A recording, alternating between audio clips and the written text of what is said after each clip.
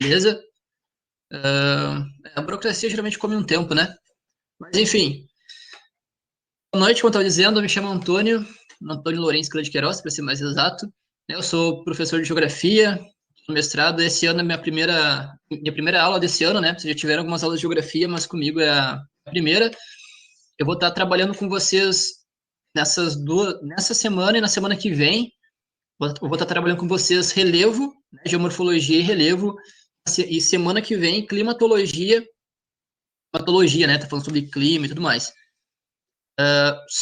Bom, vocês já devem estar sabendo, devem estar estudando, são temas bem relevantes, né? E aqui eu faço um recorte principalmente do Brasil e do Rio Grande do Sul, porque dependendo do que vocês forem tentar, qual faculdade forem tentar, vestibular, Enem, coisa e tal, esses dois focos, né? O Rio Grande do Sul, nosso estado, e o Brasil. Então, vai ser focando mais nisso, está trabalhando aí com processos geomorfológicos, né? Então, está falando de agentes internos e externos, e mais alguns outros tópicos importantes para a gente estar conversando sobre isso, beleza? Está citando alguns geógrafos aí que trabalharam para você estar um pouco familiarizado de como é que se deu essa caracterização. Se minha voz estiver um pouco estranha, desculpa, eu mordi minha língua hoje. Aí ela tá doendo, tá incomodando um tanto, então talvez saia uma ou duas palavras erradas por aí. Outra coisa, qualquer dúvida que você tiver, alguma colocação, qualquer coisa, sinta-se mais do que à vontade para estar comentando aí no chat, se quiser estar abrindo o microfone, melhor ainda. A gente aqui do outro lado sente um tanto de falta de estar interagindo com vocês. Então, por favor, minha gente, qualquer dúvida, não se acanhem, assim, não esperem, fique parando, sinta-se bem à vontade, certo? Beleza, vamos começar então essa aula, né? Bom, geomorfologia, né, gente? A gente está falando. Primeiro, vamos falar sobre os agentes endógenos, né? Agentes endógenos nada mais são do que os agentes internos. A gente está falando, então, basicamente, de tectonismo, vulcanismo e abalos sísmicos. Esses são os três que eu vou estar trabalhando aqui, beleza? Eles modelam, então, o relevo. Eles não só modelam, mas eles produzem. E a gente vai estar vendo como isso acontece, né? Muitas dessas atividades acontecem nessa partezinha aqui, ó, no famoso manto magmático, né? No manto, no magma. Aqui a gente tem uma outra imagem mostrando que o manto ele não é estático, né? Ele não é inerte, ele está se mexendo, ele tem movimento. Isso gera esses três tópicos aqui. Ó. Isso gera o tectonismo, né? O vulcanismo e os abalos sísmicos. Então não pensem no manto magmático, né? No magma como algo imóvel. Ele se movimenta, ele tem atividades, beleza? Então, vamos estar falando dos movimentos tectônicos, gente. Vamos começar A gente vai seguindo bem essa ordem aqui. A gente vai falar primeiro sobre tectonismo, vulcanismo e por último abalos sísmicos, beleza? Movimentos tectônicos. Bom, a gente sabe, isso aqui, até essa imagem que nos ajuda, né? Entender que há camadas no globo terrestre, certo? Então tem o núcleo externo, o manto e a crosta. Quando a gente está falando de relevo, a gente está falando, obviamente, da crosta, certo? Mas entre essa crosta, né, entre esse manto, a gente tem as placas tectônicas, né? São grandes estruturas rochosas. É interessante a gente lembrar que o manto, o magma, nada mais é do que rocha derretida. A gente está literalmente andando sob um rio, né, um mar gigantesco aí de rocha derretida, de rocha líquida. Então, esses movimentos tectônicos feitos pelas placas tectônicas que estão em cima desse manto magmático, desse magma, elas acabam tendo três tipos de movimentos, certo? Três tipos. Beleza? Convergente, transformante e divergente, certo? O convergente, ele é bem, o nome já entrega, né? Ele converge, ele tá batendo, puxando, né? Certo? Divergente, ele se afasta, beleza? Ele tá fazendo esse movimento aqui de afastamento. E tu tem o transformante, que faz esse movimento aqui, né? O movimento de encostar, né? Esfregando uma placa na outra, basicamente. Isso faz com que processos diferentes aconteçam, beleza? Então, por exemplo, eu acho que vocês conseguem ver aqui, vocês conseguem, por favor, me deem um salve. Tem algum cantinho, nesse cantinho aqui é mais vermelho que no resto, né? Aqui também é mais vermelhinho, né? Por que disso? Que é o seguinte, ó, no movimento convergente, né, a placa mais densa, ela adentra o manto, enquanto a placa menos densa, ela acaba tendo essas transformações aqui, né? Fazendo esse movimento, né? Ela se inclina, ela se modifica. É nessa brincadeira dela se modificar, dela subir, né? Dela estar se elevando, que tu tem a criação, por exemplo, esses vulcões, né? Os vulcões, eles são resultado do movimento tectônico convergente, certo? E a pergunta é, o que acontece com essa placa mais densa que adentra o manto? Essa parte da placa? Ela derrete, cara. É muito quente. A gente não está falando de pouca temperatura, não. O manto magmático é quente pra caramba. Então, essa placa, ela vira rocha líquida, certo? Como todo magma. E esse lado aqui que está mais ativo, como a gente pode ver, ele acaba gerando esses vulcões, beleza? Então, quando a gente está falando, por exemplo, de vulcões ativos, né? A gente está falando dessas atividades vulcânicas, a gente está falando de um local onde aconteceu o movimento convergente, beleza? Depois a gente tem o transformante, né? Esse movimento aqui, ó. Transformante, ele acaba criando fissuras, falhas, né? Da mesma forma que terremotos ou maremotos, se for no oceano, né? Da mesma forma, esse movimento divergente também pode criar falhas.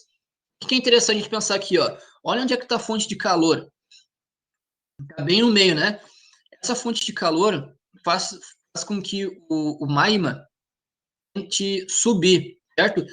Se no movimento convergente, na tentativa de subir, esses vulcões, no movimento divergente, esse movimento do magma está indo para cima, faz com que as placas façam o quê? Com que elas se afastem, certo?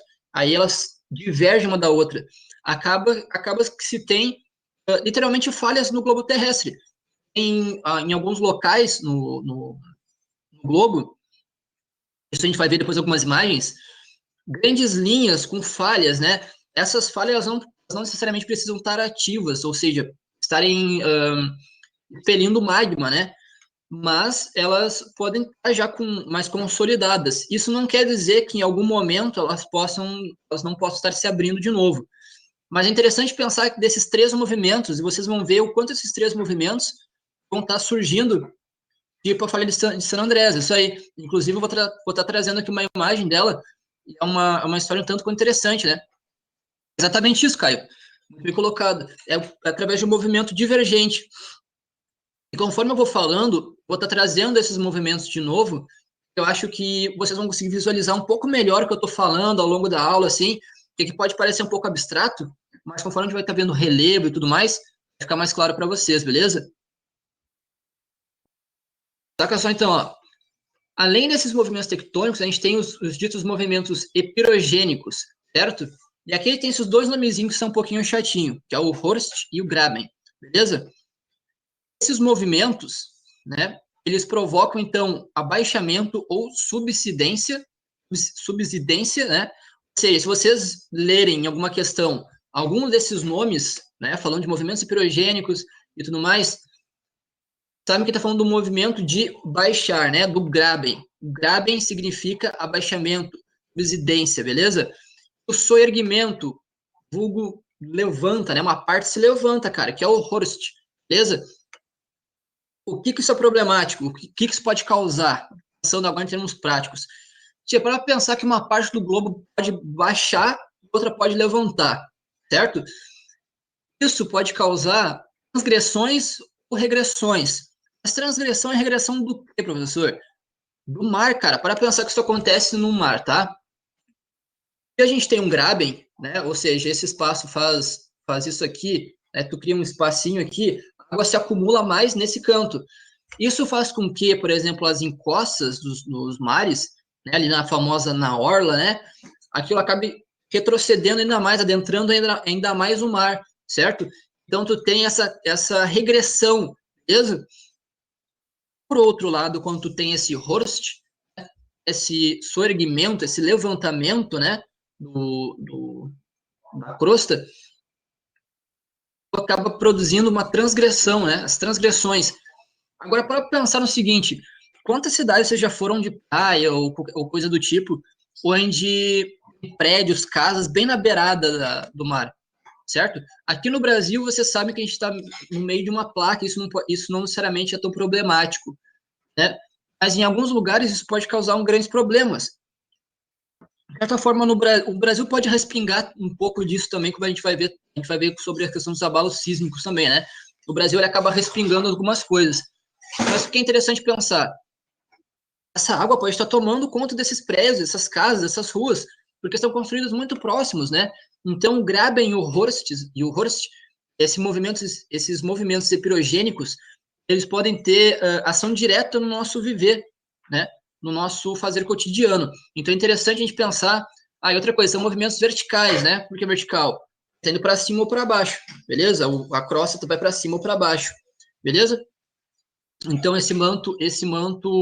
manto não, desculpa, a crosta pode ter esse movimento, cima ou baixo, beleza? Outro movimento, que é o movimento orogênico, né? Isso aqui é interessante pensar na própria nomenclatura. Oro significa montanha. E o gênico, né, vem de gênese, também é chamado de orogênese, né? Esse tipo de movimento. Ou seja, a gente está falando da formação das montanhas, né? Dessas cadeias montanhosas. Então, o próprio nome já é uma dica, né? A gente está falando de movimento, esses movimentos, né, eles conseguem gerar tanto essas montanhas quanto essas falhas, que a gente está falando de movimento horizontal das placas. Né? Elas estão se afastando e se batendo, certo? Então, esses dobramentos, isso é interessante a gente pensar, ó, que a gente chama de dobramentos, né, das placas tectônicas. Eles podem ser dobramentos modernos, que é quando tu tem a formação dessas montanhas, certo? Então, uma montanha, por exemplo, pega no Chile, que é um país muito montanhoso, né? São dobramentos modernos. E para dobramentos modernos é no Cenozoico, certo? Ou seja, uma era atrás. E também tem os dobramentos antigos, que são do pré-cambriano. Ou seja, há muito tempo, gurizada. A gente está falando de bilhões de anos aí, beleza? Eles não são tão elevados. Dobramentos modernos são elevados, têm grandes altitudes, beleza? Então, Monte Everest. Monte Everest é um dobramento moderno. Por quê? Porque ele é alto pra caramba. Não teve tempo de sofrer intemperismo nem nada. Né? Então, ele está ainda muito alto, beleza?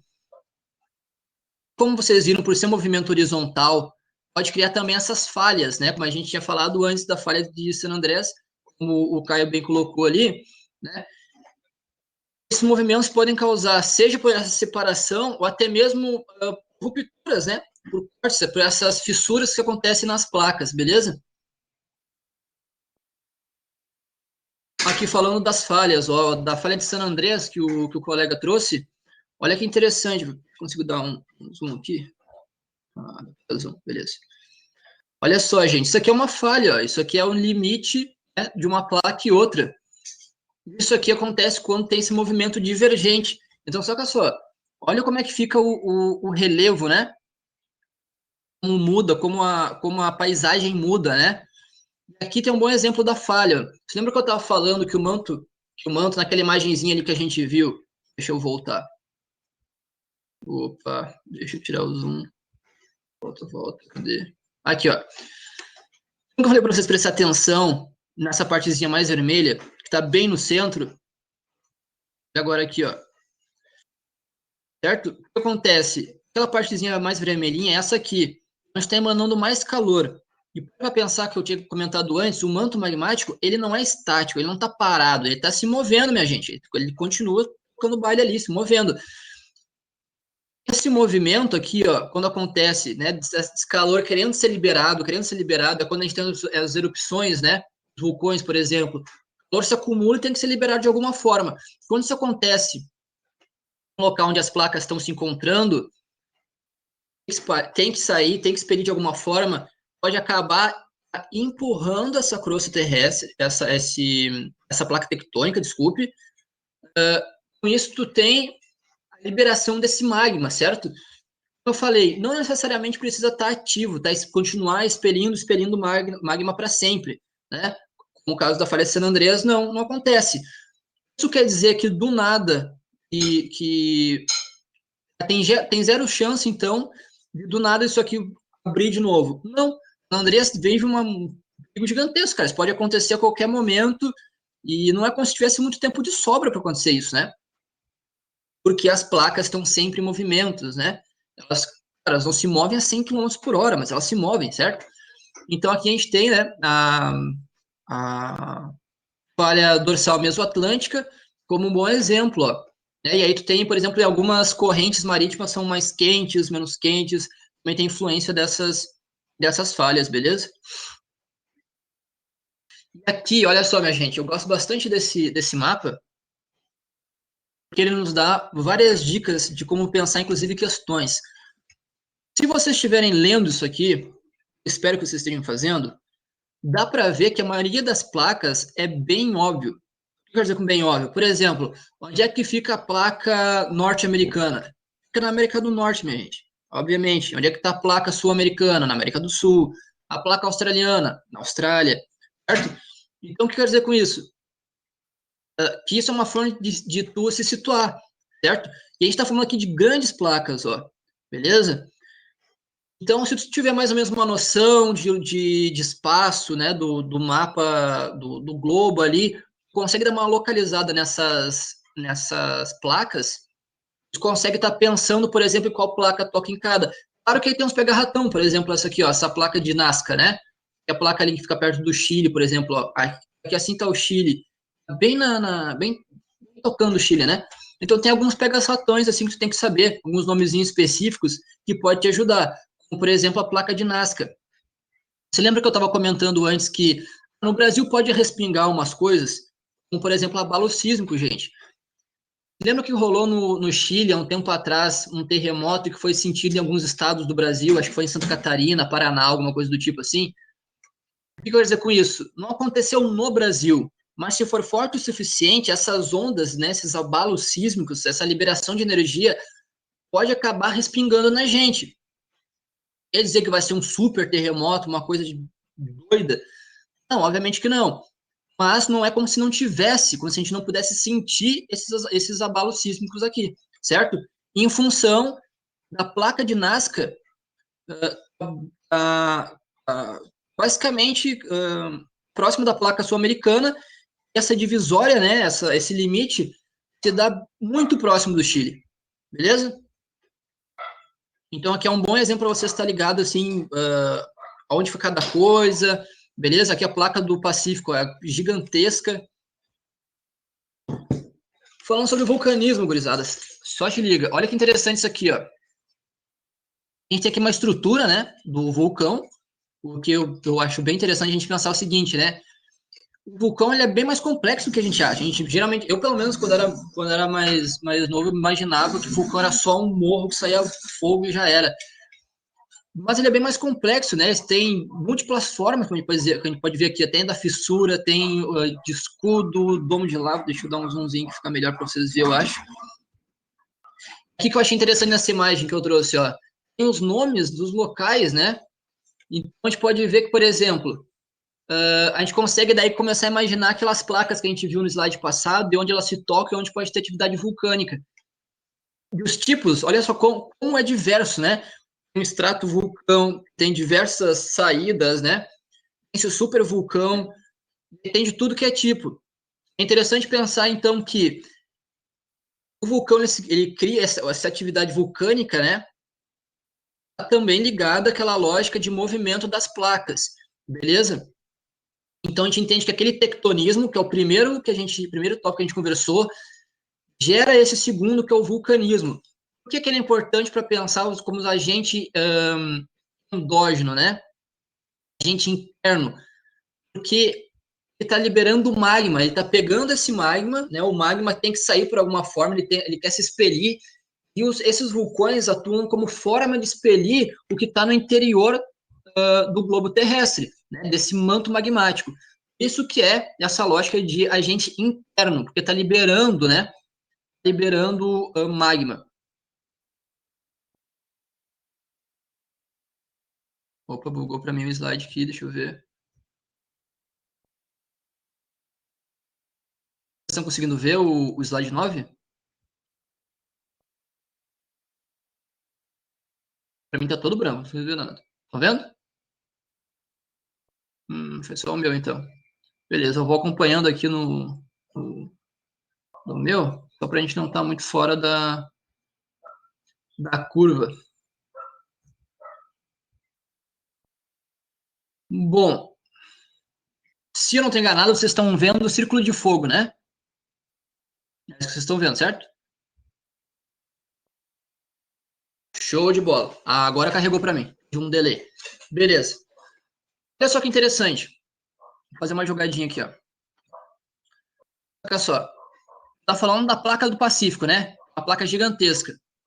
Aqui ela está mostrando, como a gente consegue ver, a placa do Pacífico toca diversas outras placas, como a placa de Juan de Fuca, que é isso? Placa de Nazca, placa das Filipinas, placa australiana, e N, placa da Antártida, da Antártida, várias, né? Se liga no círculo de fogo. O que é o círculo de fogo? É, é um local, né? Esse círculo, que não é um círculo, de grande atividade vulcânica, com muita atividade vulcânica. Por quê? Porque é onde, como a gente pode ver, a placa do Pacífico, ó. Olha aqui onde é que está o Brasil e a Austrália, beleza? Brasil e Austrália, né? América do Sul. Ou América do Sul e Austrália. Aqui, então, é exatamente essa placa do Pacífico. Toca diversas outras placas. E a gente consegue entender por que, que o tectonismo está ligado com o vulcanismo. Porque nessa brincadeira dessa placa tá se movendo, tá andando de um lado para o outro e dando umas bandas, ela tá fechando em outras placas também, ela tá encostando em outras placas. Então, aquele movimento de convergente acabou criando uma série de atividade vulcânica, uma série de vulcanismo nesse círculo de fogo, que deu origem a esse círculo de fogo. É aqui, ó, fossa de Hernan, fossa de Tonga, fossa não sei da onde, fossa não sei da onde, fossa não sei da onde. Então, uma atividade vulcânica. O que a gente tem que pensar? As fossas também é uma espécie de vulcão. Que liga aqui, ó. Aqui, fissura, né? Fissura é essa lógica de fossa, né? Por isso que eu falei de falha, de fossa várias vezes, de fissura também várias vezes. Então, isso faz parte dessa atividade vulcânica. E aí, que nem eu tinha comentado antes, isso influencia, inclusive, naquelas marés que a gente fala, é uma corrente quente, uma corrente fria, beleza? Então, é interessante pensar como uma coisa, como essa lógica de tectonismo está inclusa, né, ou melhor dizendo, produz esse vulcanismo, certo? Aqui é uma imagenzinha que eu gosto bastante, porque aqui tem vários tipos para a gente pensar, certo? Aqui a gente tem o ponto quente, o famoso hotspot, né, no inglês, é onde tem essa zona muito aquecida que tem que ser liberada de alguma forma, né, esse magma super aquecido que quer ser expelido, beleza? Movimento convergente, certo? Movimento divergente, beleza? Olha aqui a criação de zona de subducção, ó, né? Que nessa brincadeira de se encostar, né? Convergente tem esse movimento acontece também. Se lembra? Que a mais densa vai para baixo e a mais leve vai para cima, a menos densa vai para cima, beleza? Olha aqui um Graben se formando, ó, certo? Os vulcões e tudo mais. Então é interessante a gente pensar esses movimentos podem causar grandes modificações. Rift, aqui é outra palavra que pode aparecer para vocês em alguma questão, alguma coisa que outra, certo? O rift é essa fissura, essa falha que a gente acabou de ver do círculo de fogo.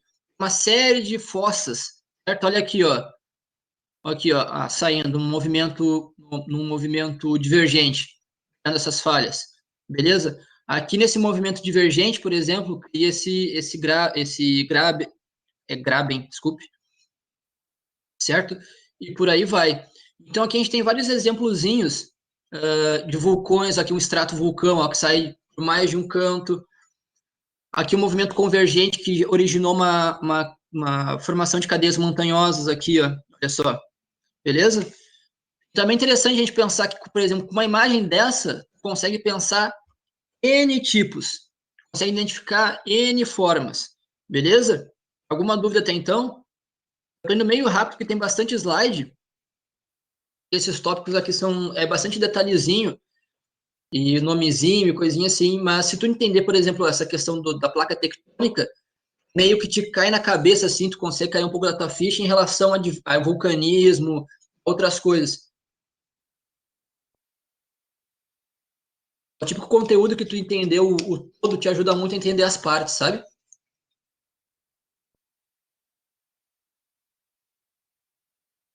Tem gente digitando aí, certo? Beleza?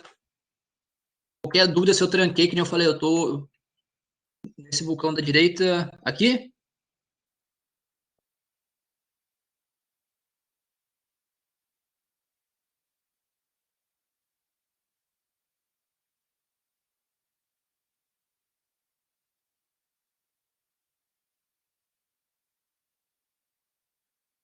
Pra cá?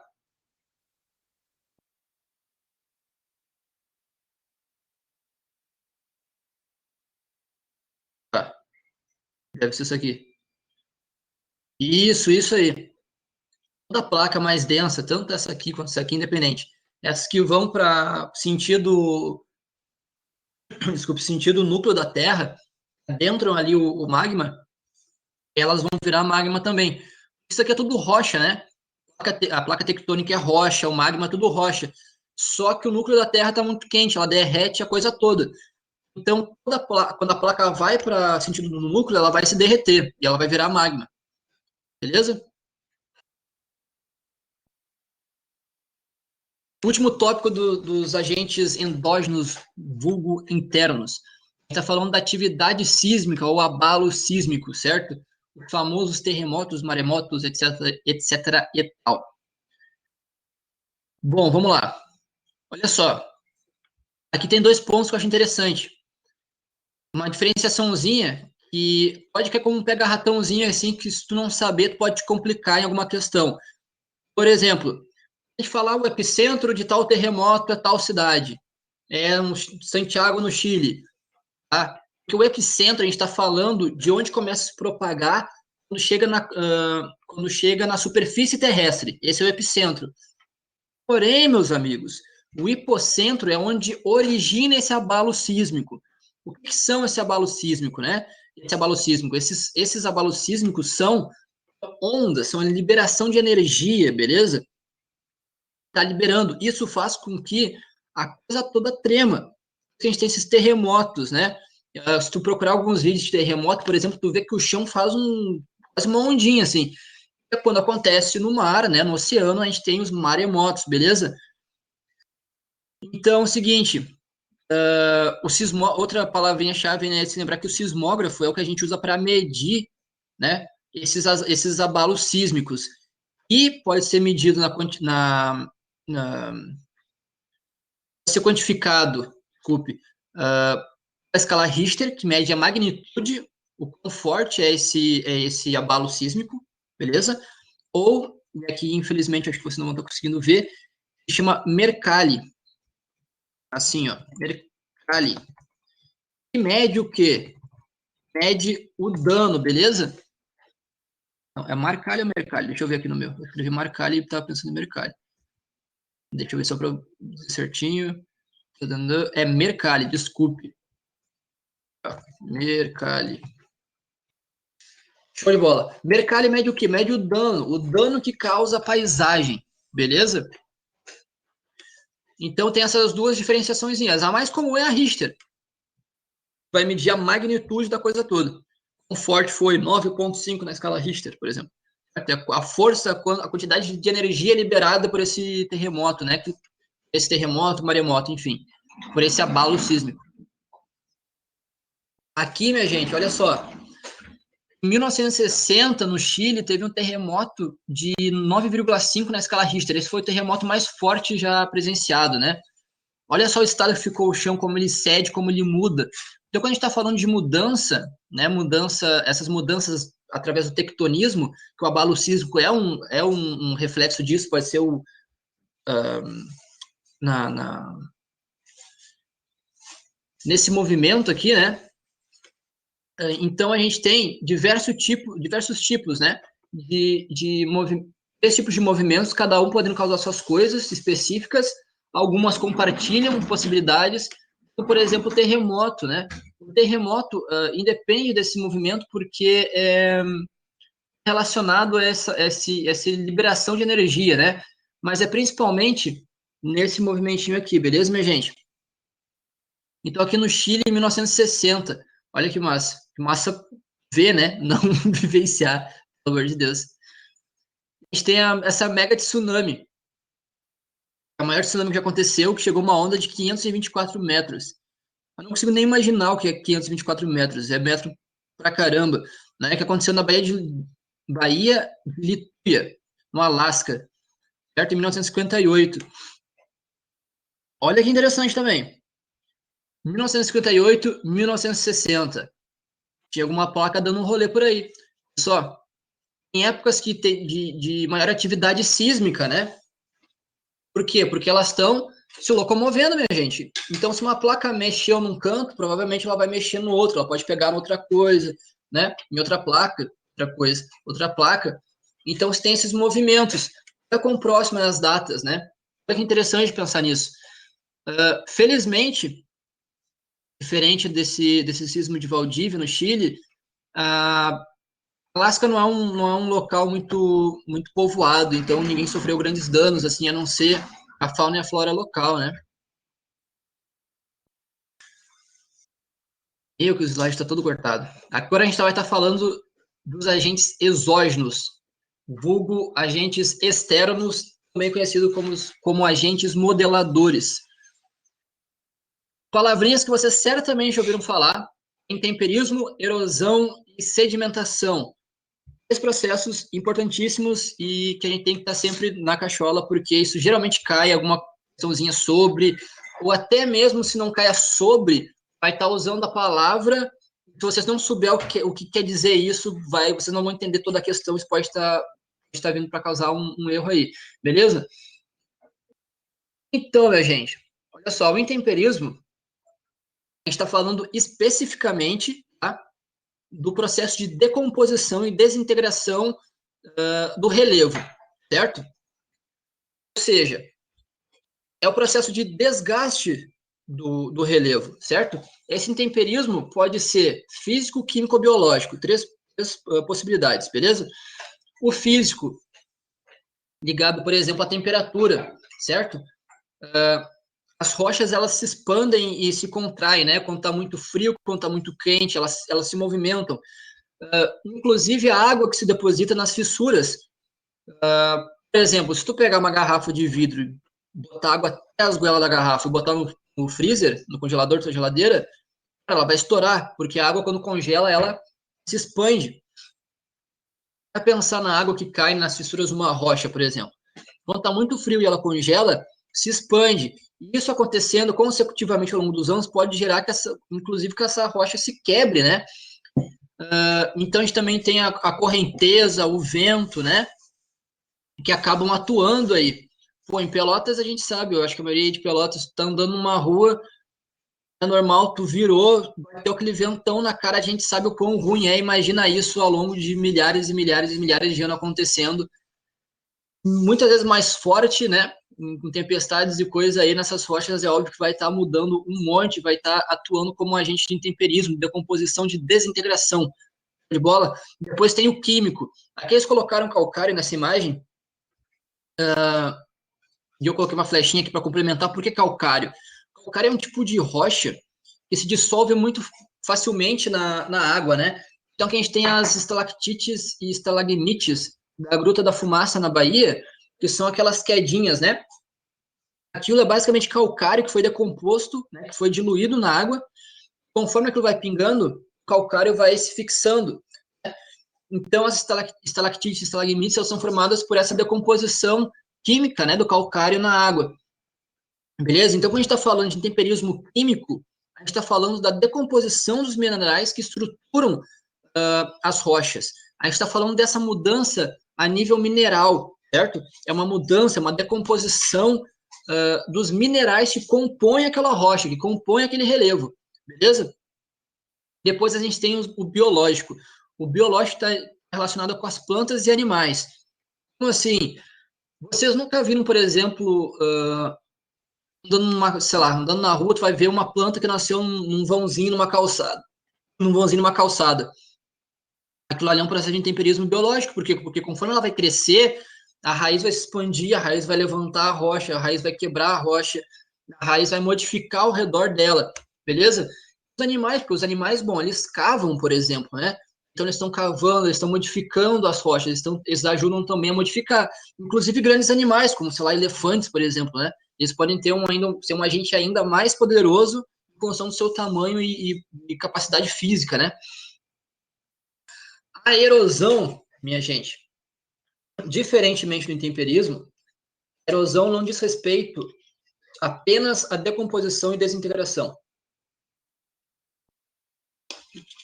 Eu sei que a gente costuma usar erosão como sinônimo de decomposição, de degradação.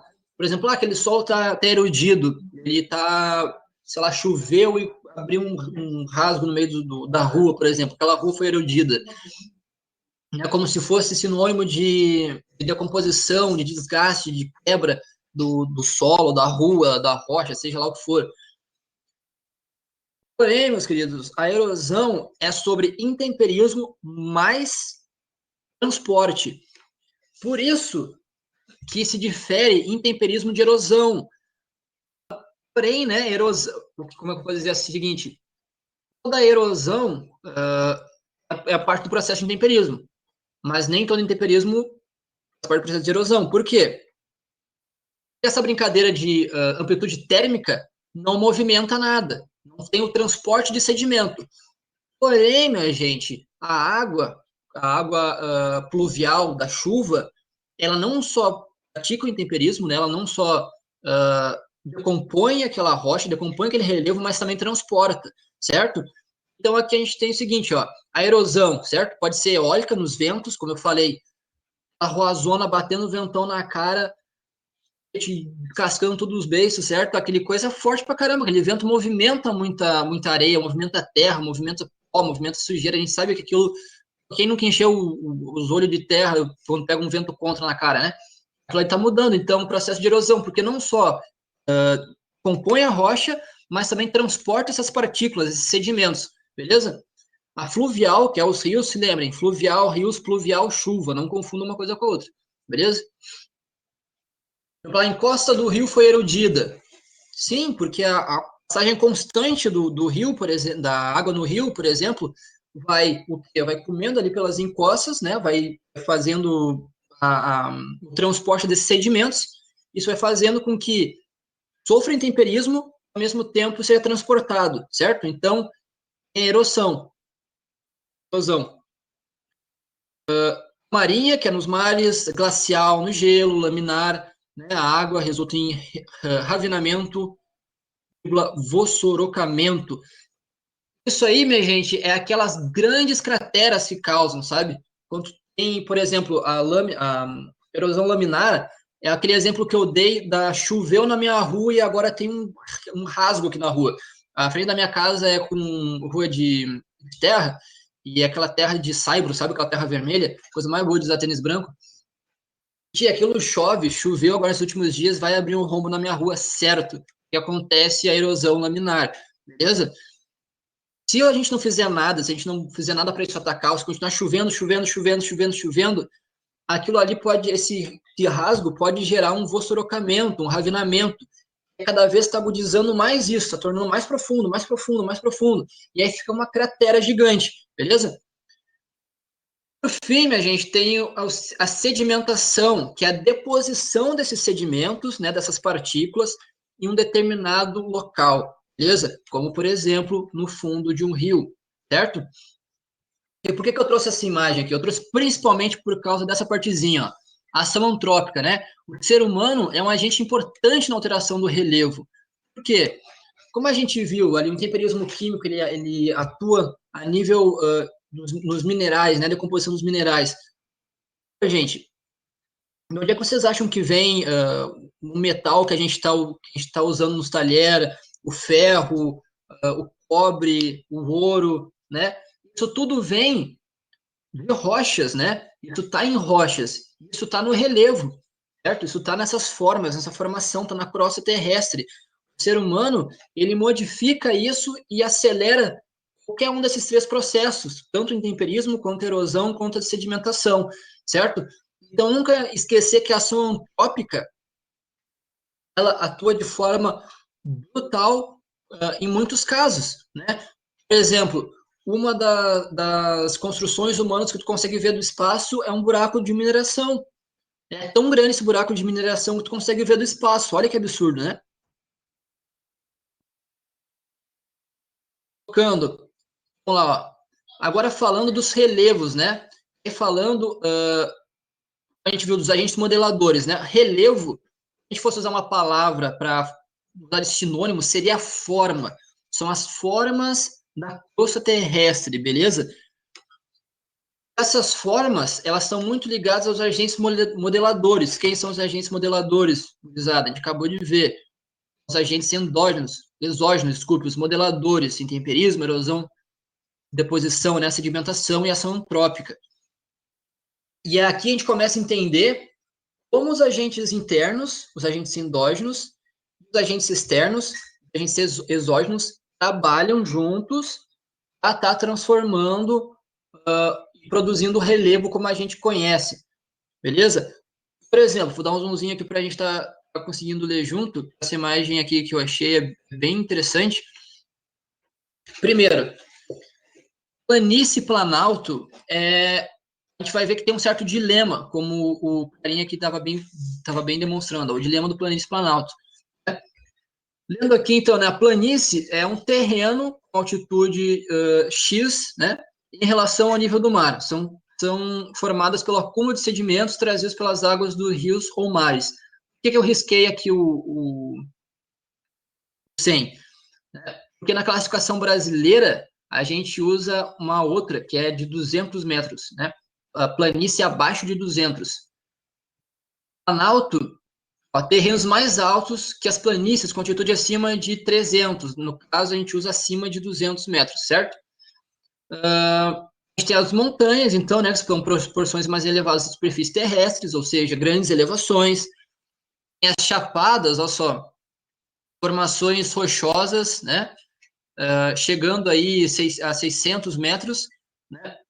As escarpas ficam na encosta desse planalto, beleza? Vocês têm o transporte de sedimentos, né, erosão comendo solta, e tem as depressões, né? Aqui, ó, são as áreas situadas abaixo das áreas vizinhas ao seu redor, ou seja, uma depressão se caracteriza como uma depressão quando relacionada com os relevos ao redor dela, certo? Ou seja, se ela estiver cercada de relevos altos, ali vai se ter uma depressão. Essa depressão pode ser relativa ou absoluta. Relativa quando está acima do nível do mar, absoluta quando está abaixo do nível do mar. Show de bola? Então, gente, qual que é a treta da planície planalto? Qual que é esse dilema? Bom, vou começar por essa parte mais de baixo, depois eu subo aqui, ó. Tinha comentado com vocês que a gente tem três grandes geógrafos que trabalharam caracterizando o relevo brasileiro. Esses caras são Haroldo Azevedo, Aziz Absaber e o Jurandir Ross, beleza? Todos eles em épocas diferentes. E aí aqui a gente vai entender, vai conseguir vislumbrar um pouco por que as técnicas são tão importantes, as técnicas que Milton Santos fala, que eu vou trazer em uma aula futura para vocês, mais adiante um tanto, certo? Por exemplo, Haroldo Azevedo, ele fala que o quê? Isso em 1940, beleza? Ou seja, nada de computador, celular, nem pensar.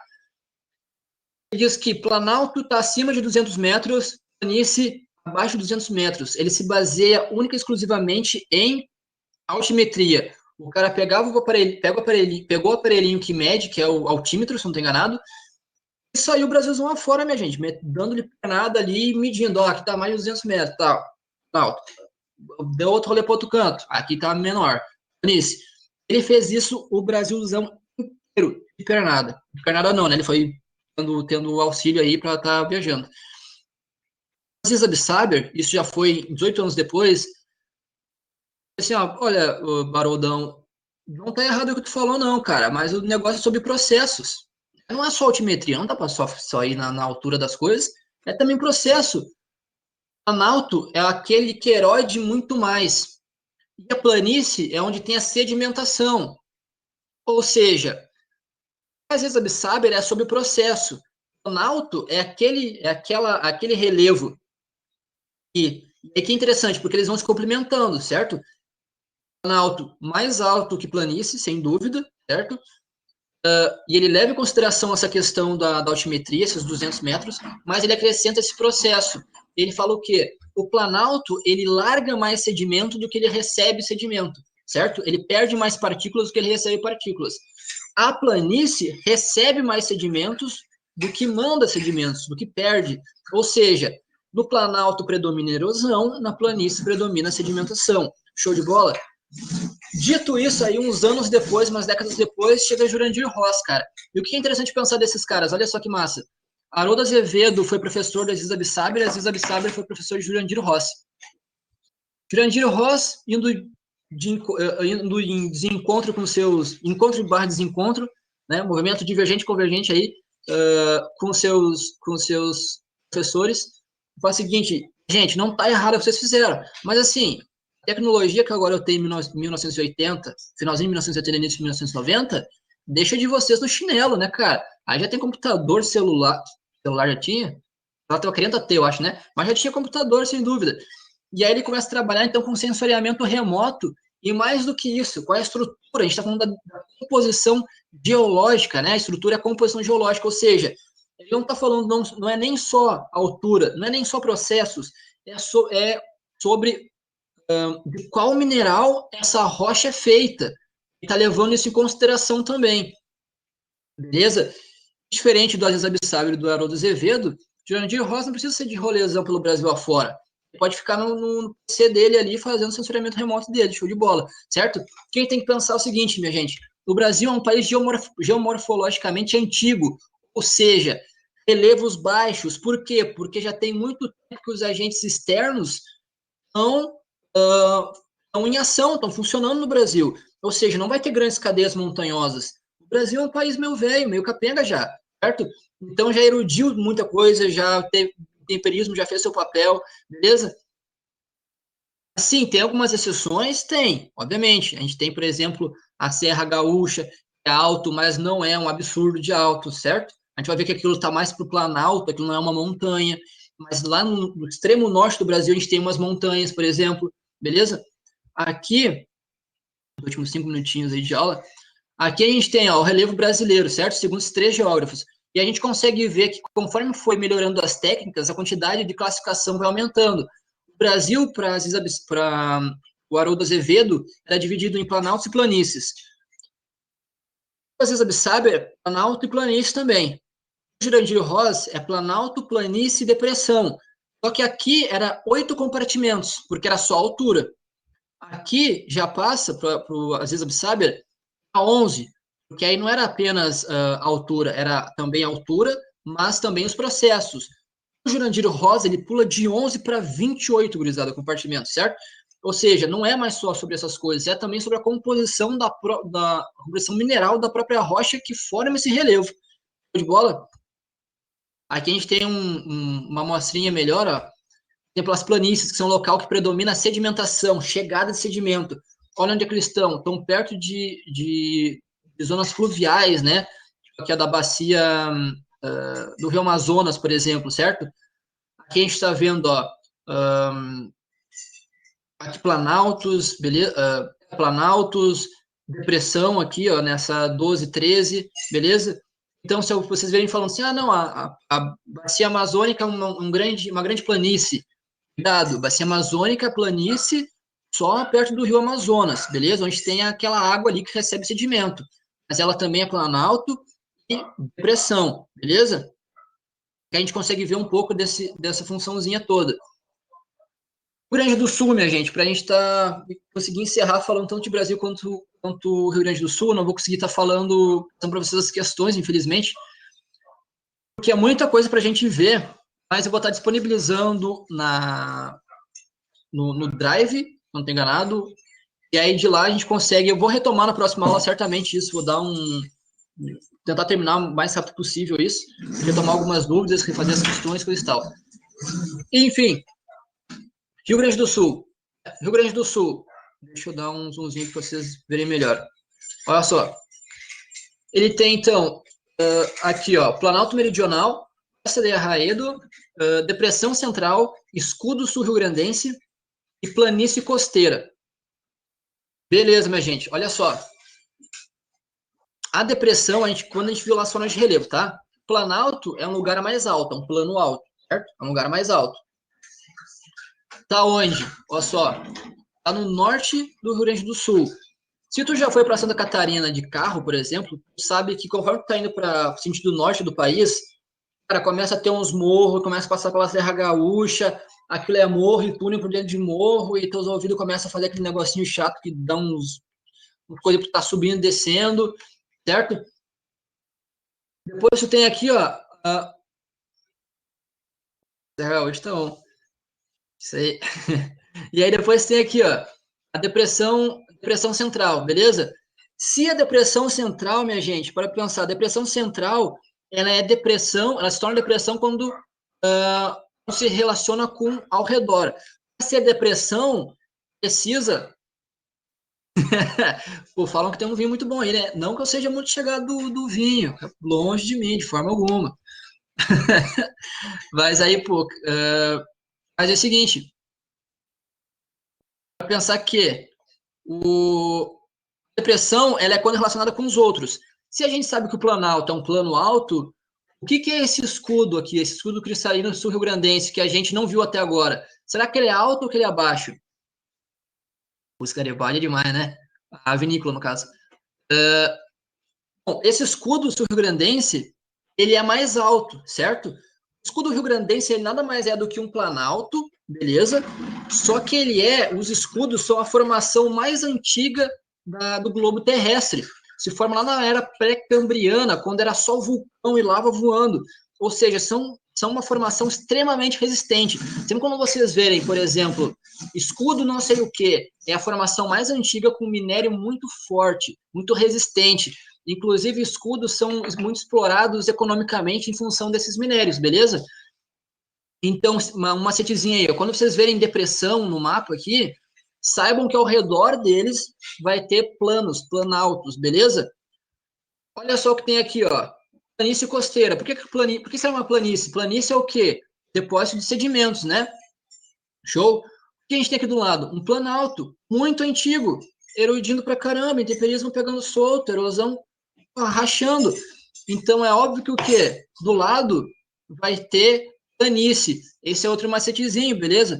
Quando vocês verem planície, saibam que é depósito de sedimento. Então o que vai ter do lado tem que ser mais alto para isso. Show? E tem esse Costa de Arraedo, só para terminar aqui rapidinho. Costa de Arraedo, o que é isso? É um planalto, só que é um planalto relativamente baixo, que em função das características do intemperismo da região, fez com que ele sofresse uma erosão muito, muito forte e ele acabasse diminuindo o seu tamanho. Beleza? Ele não é tão alto. E, para finalizar, então, já que já deu a hora aí, só uma observaçãozinha, né? A Serra Gaúcha, por exemplo, ela é um planalto cristalino. O que eu quero dizer com isso? É um planalto mais resistente. E aí tu entende por que, que o Jurandir Ross falava de composição, que é um planalto, mas é um planalto relativamente baixo, não é um planalto tão alto assim, mas é um planalto muito resistente, ele se manteve ainda, né? Ele é relativamente alto, não sei se eu me fiz explicar agora aqui. Ele não é um dos mais altos que tem no Brasil, mas ele é relativamente alto, ele é uma daquelas porções do Brasil que, mesmo sendo um país antigo, conseguiu se manter relativamente alto porque é um planalto cristalino. Né? Quando for cristalino, como, por exemplo, escudo cristalino, planalto cristalino, é resistência, certo? Cristalino aqui é sinônimo de forte, é um mineral forte. E as chapadas que a gente conhece, a chapada diamantina, é um planalto sedimentário. O que quer dizer com isso? Ele é menos resistente. A composição, né? É o que o Jurandir Ross fala, né, a composição da rocha é mais propensa a processo de intemperismo e erosão e sedimentação, para sedimentar no caso, certo? Vou ficando por aqui que eu já passei do tempo. A gente ainda tinha mais, eu acho que ele já está terminando, tinha mais 3 slides só. Eu vou deixar isso para a próxima aula, que daí a gente retoma rapidinho, já que na próxima segunda é comigo de novo. A gente retoma rapidinho isso aqui, a gente faz as questões ligeirinho. Se vocês tiverem alguma questão, e não, já que não vai dar tempo de a gente tirar essas dúvidas agora, anotem, na próxima aula já chega perguntando aí, que é para tirar a paz do professor. Beleza?